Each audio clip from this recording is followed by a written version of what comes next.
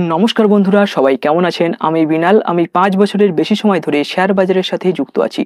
आजकेर भिडियोते आमरा आलोचना करब आजके बाजारे एत बड़ धरनेर रैली हওয়ার पिछने कोन कोन रिजनगुलो रयेछे, फान्डामेंटाल कोन रिजन रयेछे, टेक्निकल कोन रिजन रयेछे सबकिछु आजकेर भिडियोते आमरा डिटेल्से आलोचना करब। आगेर भिडियोटा जारा देखेछिलो सेखाने किन्तु आमरा डिटेल्से टेक्निकल चार्ट अनुयायी आलोचना करेछिलाम जे बाजारे जे ग्याप आप ओपेनटा हयेछिलो सेई ग्यापटा किन्तु फिल हये गियेछे।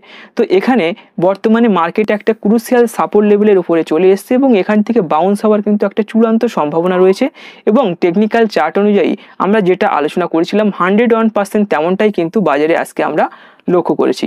তো টেকনিক্যাল চার্ট অনুযায়ী আজকের ভিডিওতেও আলোচনা করব এবং কিছু ফান্ডামেন্টাল রিজন উঠে এসেছে সেগুলো কি কি রিজন রয়েছে সেগুলো কিন্তু আজকের ভিডিওতে ডিটেইলসে আলোচনা করব। তো আসুন দেরি না করে ভিডিওটি শুরু করি।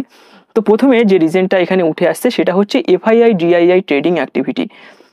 তো অনেকে এটা জানে না যে এফআইআই ডিআইআই এরা কারা। এফআইআই হচ্ছে ফরেন ইনস্টিটিউট ইনভেস্টর, যারা বিদেশ থেকে আমাদের দেশে ইনভেস্টমেন্ট করে তাদেরকে আমরা এফআইআই বলি, এবং যারা আমাদের দেশ থেকে ইনভেস্টমেন্ট করে তাদেরকে আমরা ডিআইআই বলি। এদের ফুল ফর্ম হচ্ছে ডোমেস্টিক ইনস্টিটিউট ইনভেস্টর।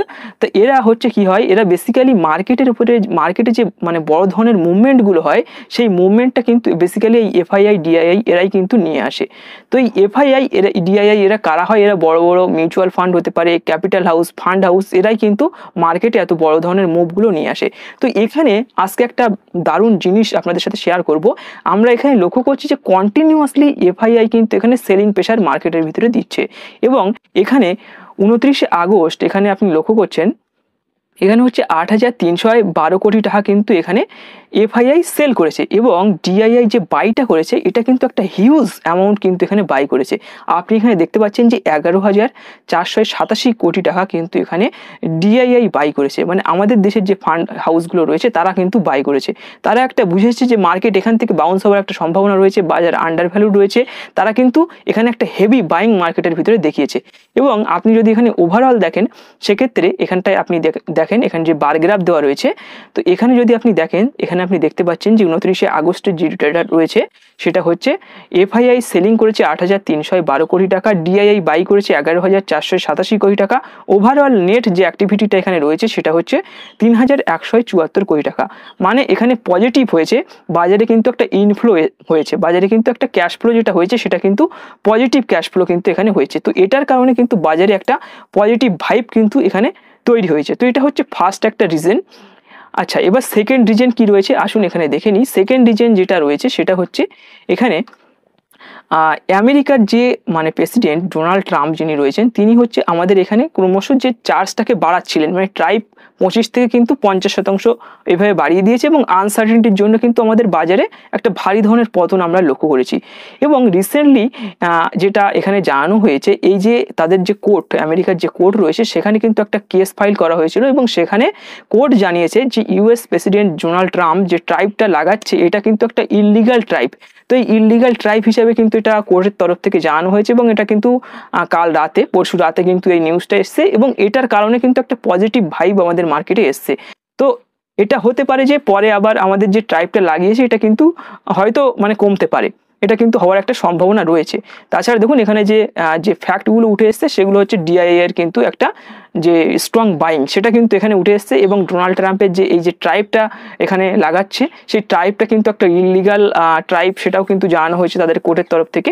তো এগুলোর কারণে কিন্তু বাজারে ভালো ধরনের একটা পজিটিভ ভাইব এসছে এবং আরেকটা যে মেন যে পজিটিভ ভাইব এসছে সেটা হচ্ছে চীনের সাথে কিন্তু ভারতের আবার একটা বন্ধুত্বপূর্ণ সম্পর্ক হওয়ার কিন্তু আবার সম্ভাবনা রয়েছে। আগের দিন কিন্তু সেটা আমরা সবাই কম বেশি লক্ষ্য করেছি, যে নিউজে দেখেছে যে ভারতের প্রধানমন্ত্রী নরেন্দ্র মোদী চীনে গিয়েছে 7 বছর পর এবং সেখানে কিন্তু তাদের সঙ্গে আবার একটা বন্ধুত্বপূর্ণ সম্পর্ক স্থাপনের জন্য সেখানে গিয়েছে এবং আমাদের যে ইম্পোর্ট এক্সপোর্টের যে চীনের সঙ্গে আমাদের যে কারবারগুলো হয় সেগুলোকে কিন্তু আরো দৃঢ় করার জন্য কিন্তু প্রধানমন্ত্রী সেই বিষয়ে কথা বলতে গিয়েছে। তো এটার কারণে কিন্তু আমাদের মার্কেটে কিন্তু আজকে একটা দারুণ পজিটিভ ভাইব কিন্তু এসছে। তো আমরা সবাই লক্ষ্য করেছি যে বাজারে একটা ভালো ধরনের পজিটিভ ভাইব আমরা লক্ষ্য করেছি। তো এবার এগুলো গেল তো ফান্ডামেন্টাল রিজন, আর টেকনিক্যাল চার্ট অনুযায়ী তো টেকনিক্যাল রিজনটা আমরা ডিটেলসে আলোচনা করব। তো আসুন, তো প্রথমে এখানে যেটা আলোচনা করব সেটা হচ্ছে, এখানে দেখুন এটা হচ্ছে ডাউ জোন্সের চার্ট।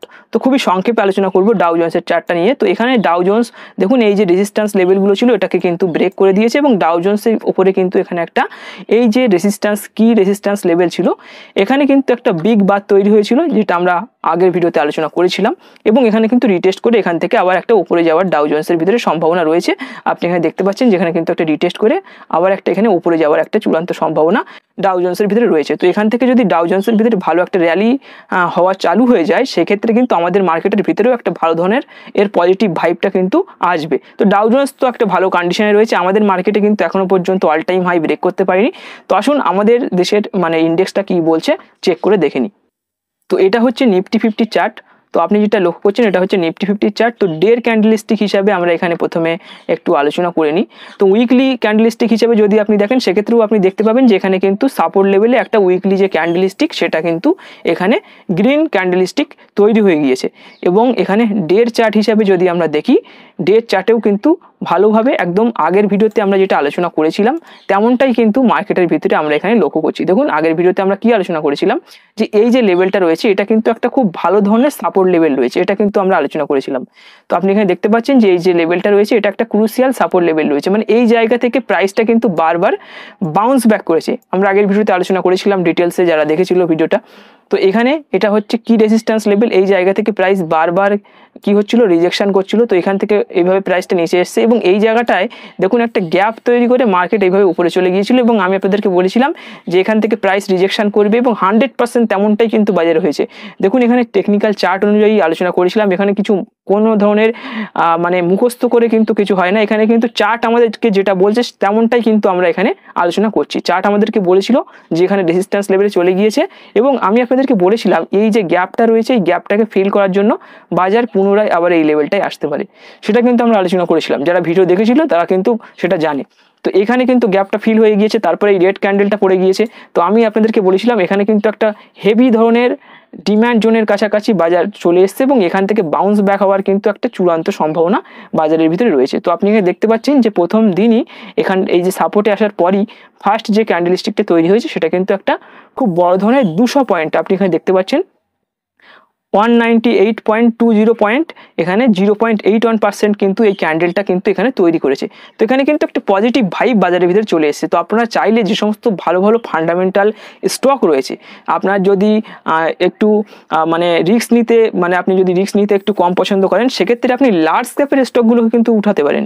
যে স্টকগুলোর ভিতরে 10%, 15% এইভাবে যেগুলোর ভিতরে পতন হয়েছে, সেই সমস্ত ভালো ভালো ফান্ডামেন্টাল স্ট্রং স্টকগুলোকে কিন্তু উঠাতে পারেন, বা আপনার এসআইপি করতে পারেন। আপনি চাইলে কিন্তু এসআইপি চালু করতে পারেন এইসব স্টকগুলোর ভিতরে, ফান্ডামেন্টাল স্ট্রং স্টকগুলোর ভিতরে। আপনি চাইলে যদি ফান্ডামেন্টাল কোন কোন স্টকগুলো স্ট্রং রয়েছে কমেন্ট করুন, তাহলে কিন্তু আমি ওই বিষয়ক একটা ভিডিও আবার বানাবো।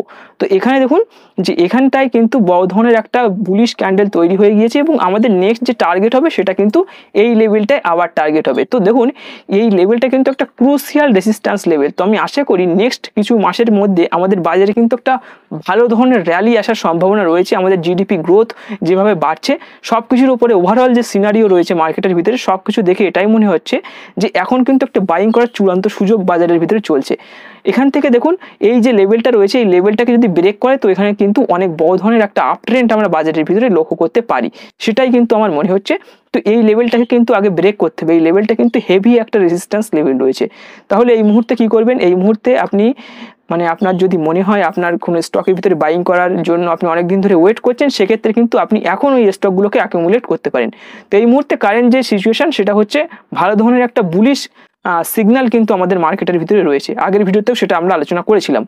তো এটাই হচ্ছে নিফটির ওভারঅল ভিউ। এখন কিন্তু আমরা বুল হিসাবে দেখছি, এবং এই যে সাপোর্ট লেভেলটা রয়েছে কোনো কারণে যদি ব্রেক করে তাহলে কিন্তু আমরা নিচের সাপোর্ট লেভেল যেটা রয়েছে, এখানে যে সাপোর্ট লেভেলটা নিচের যে সাপোর্ট লেভেলটা রয়েছে, এই সাপোর্ট লেভেলে কিন্তু আমরা এই জায়গাটায় চলে আসবো। তো আমার মনে হয় না যে এত সহজেই সাপোর্ট লেভেলটা ব্রেক করবে। তো এখানে কিন্তু হেভি সাপোর্ট লেভেল রয়েছে। তো এখানে যদি কোনো কারণে ব্রেক হয়ে যায় সেক্ষেত্রে আমরা নিচের লেভেলটাই কিন্তু চলে আসতে পারি। কিন্তু এখন যে কন্ডিশন রয়েছে ওভারঅল সিনারিও কিন্তু একটা পজিটিভের ভিতরে রয়েছে, এখান থেকে বাউন্স হয়ে যাবার চূড়ান্ত সম্ভাবনা কিন্তু বাজারের ভিতরে রয়েছে। তো এবার আমরা ব্যাংক নিফটি নিয়ে একটু আলোচনা করে নিই। এখানে কিন্তু তেমন কিছু বলার নেই, এখানে কিন্তু ওভারঅল সবাই দেখে বুঝতে পারছে যে চার্ট এই মুহূর্তে এখান থেকে বাউন্স হওয়ার একটা চূড়ান্ত সম্ভাবনা তৈরি করেছে। নেক্সট যে চার্টটা নিয়ে আলোচনা করবো এটা হচ্ছে ব্যাংক নিফটি লেভেলে চলে এসেছে, যেটা আগের ভিডিওতেও আমরা আলোচনা করেছিলাম যে ব্যাংক নিফটি এখানটায় খুব ভালো ধরনের একটা সাপোর্ট লেভেলে চলে এসেছে। দেখুন এই যে লেভেলটা রয়েছে এটা কিন্তু আগে একটা রেজিস্ট্যান্স লেভেল ছিল। এই জায়গা থেকে প্রাইস কি হচ্ছিল, বারবার কিন্তু এইভাবে রিজেকশন করছিল। আপনি এখানে দেখছেন যে বারবার প্রাইস রিজেকশন করছিল এবং এই লেভেলটাই কিন্তু পরবর্তীতে যখন ব্রেক করে তখন কিন্তু এটাকে সাপোর্ট বানিয়ে নিয়েছে এবং এখানে কিন্তু এই যে লেভেলটা রয়েছে এটা কিন্তু এর রেজিস্ট্যান্স লেভেল এই মুহূর্তে রয়েছে।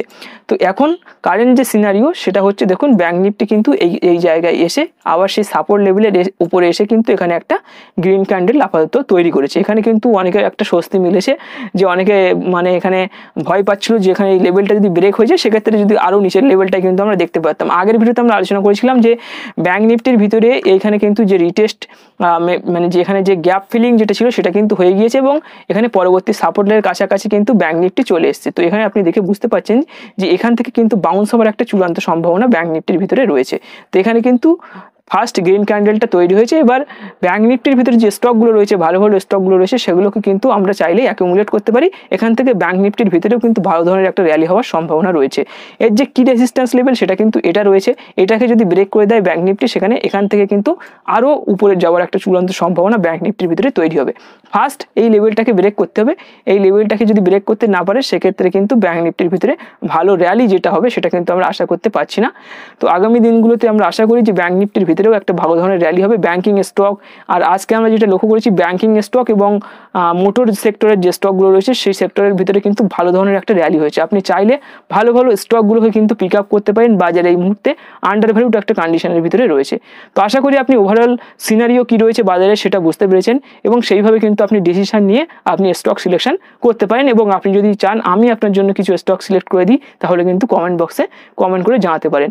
তো আজকের ভিডিওটি এখানেই শেষ করবো। ভিডিওটি ভালো লাগলে ভিডিওটিকে একটি অবশ্যই লাইক করবেন, আপনার বন্ধুদের সাথে অবশ্যই শেয়ার করবেন এবং আপনি যদি আমাদের ইউটিউব চ্যানেলে প্রথমবার ভিজিট করেন অবশ্যই চ্যানেলটিকে সাবস্ক্রাইব করে আমাদের পাশে থাকবেন। ধন্যবাদ।